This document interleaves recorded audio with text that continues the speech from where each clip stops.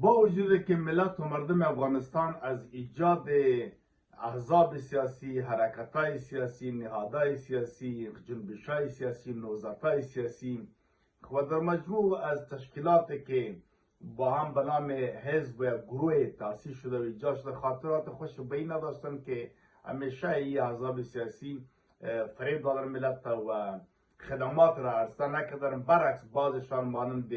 به نام اسلام، به نام دین، به نام این و آن حتی استفاده هم کردن و خیانت‌های هم کردن، جنگ‌های را سازماندهی کردن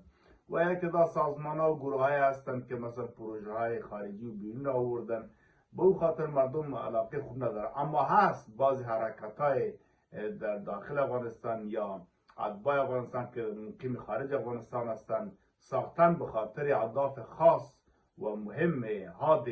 ضرورت مبرم جامعه در مقطع زمان که مشکلات مردم حل کردن و تقریبا خدمات عرصه کردن و فعلا هم این سلسله دوام داره در داخل افغانستان و خارج افغانستان، که از جمله ما میتونیم مثلا حرکت ملی میانجیگری افغانستان که توسط انجینر صاحب احمدشاه سادات ایجاد شد و ما هم همراهشان بودیم. ما عزیز مارج باعث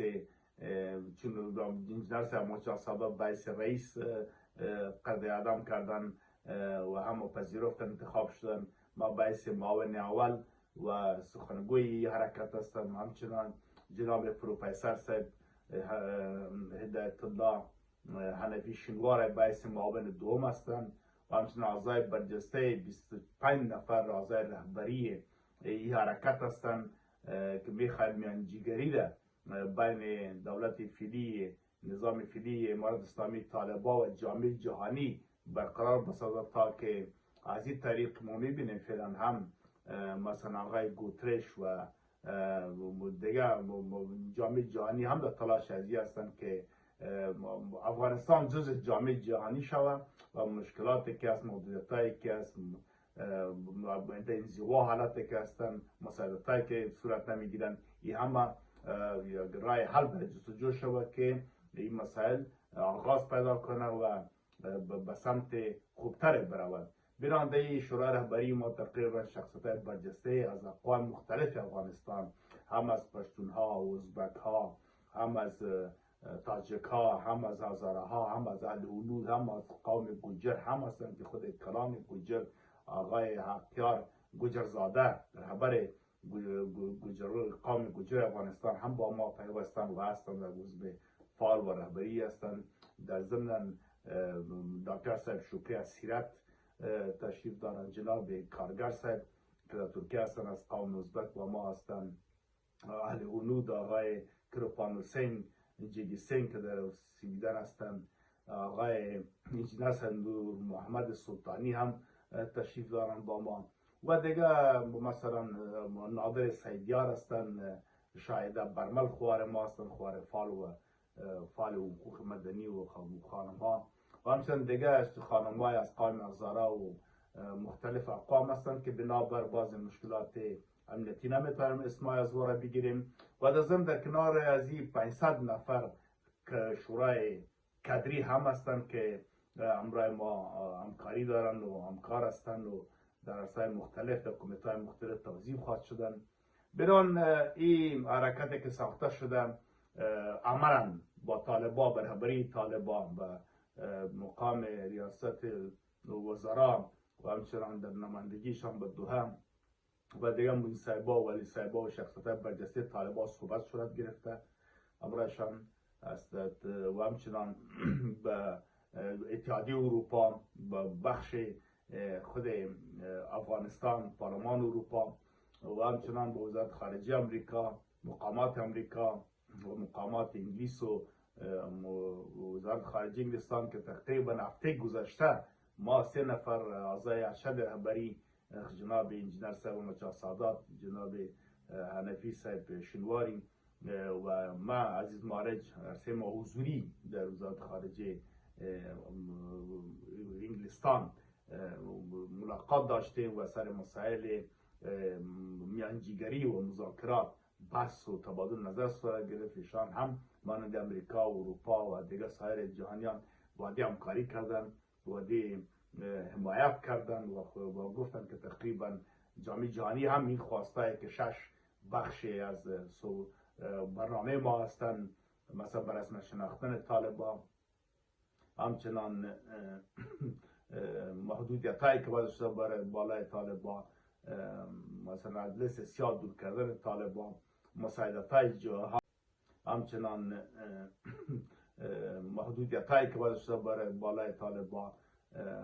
مثلا از لیست سیاه دور کردن طالبان، مساعدت های جهان با ملت افغانستان و در مقابل گشایش مکاتب دختران، برگشت دوباره خانوما به کار و زندگی اجتماعی، محو مکمل مواد مخدره و همچنان محو از بین بردن